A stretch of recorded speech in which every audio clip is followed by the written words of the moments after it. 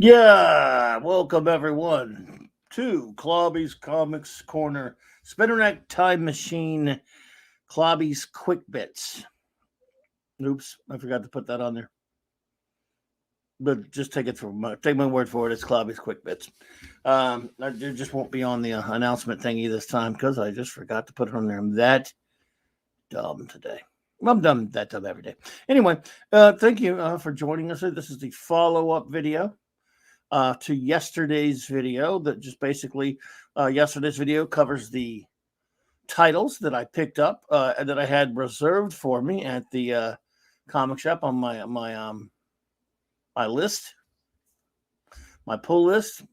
Back in 1971, my 2021 self went back in time, picked up my new books yesterday, all 10 of them, and they were these: Avengers 95, Captain America and the Falcon 145, The Incredible Hulk 147, Submariner number 45, Superman 246, The New Gods, Hail Kirby number 6, Amazing Adventures featuring Black Bolt and the Inhumans number 10, Conan the Barbarian number 13, Marvel Feature presents The Defenders number 2. And you, number 2. Superman's pal, Jimmy Olsen, Hail to the King again, 144. And here we are for Clobby'S Quick Bits, even though it doesn't say it on the banner this time. Sorry about that, but, sorry. It's when you try to go quick, that's what happens. You forget things. So what I do usually for this segment is just kind of give you a slight rundown of the ones that got away, the comics that did not make the cut for this week. Look, you can see the pattern in what I'm just, again, I'm being true somewhat to not only my 7-year-old 1971 self, but my 2021 self. I'm a big superhero geek and pulp and things like that. The other genres, those comics right now, who knows if I'd probably like to have all of them, or a lot of them, but it's just, I went with the ones that interest me the most. So without further ado, let's look at it. The ones that I did not pick up, you all know the ones I did. So look, again with the Charlton just being huge there, we got Flintstones 11, GI Combat number 151 from DC. I like War Comics fine. I never really bought them much as a kid. 3 in a row there that I did pick up. Then you have The Witching Hour from DC, a horror comic. Young Romance 177. That's of course one of the probably a lot of reprints from 50s and 60s DC comics, I would imagine. I didn't look into it, but that's probably what it is. Warren Magazine, Vampirella. Now, I was a kid. I admit it, I stuck with my 4-color superhero stuff.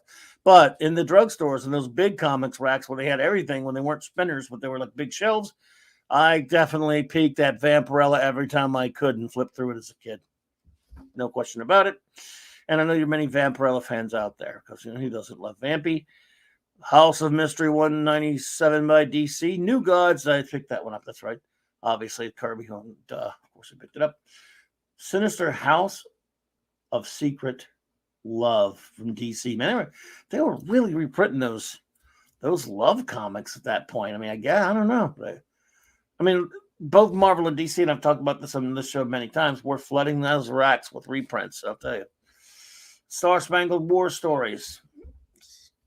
DC Gold Key comes at it with Tom and Jerry, and then Tweety and Sylvester, and Wacky Witch, and Walt Disney Uncle Scrooge, and then we got a couple Harvey books, Casper's Ghostland, Hot Stuff, and some. I got buddies of mine who collected all those, who still collect all of those.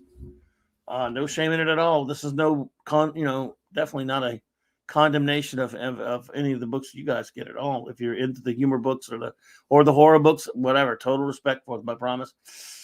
And again, like I said, a couple of Richie Rich titles from Archie, Sad Sack from Archie, Sad Sack Laugh Special from Archie. From Beyond the Unknown DC number 14 looks like a bunch of reprints. And of course, the last one I got that Defenders, that Marvel feature. You have a Marvel Western Rawhide Kid there, which was no doubt a reprint of some other Western comics from 50s and or 60s, perhaps.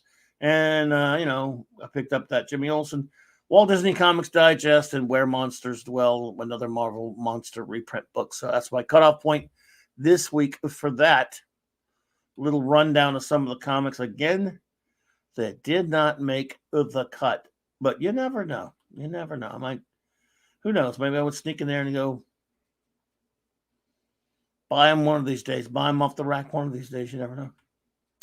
Well, as always, folks, and I do thank you for being here with me today. That's just a little recap show there of the show we did yesterday, or show I say. It's not a stream. I'm so used to streaming.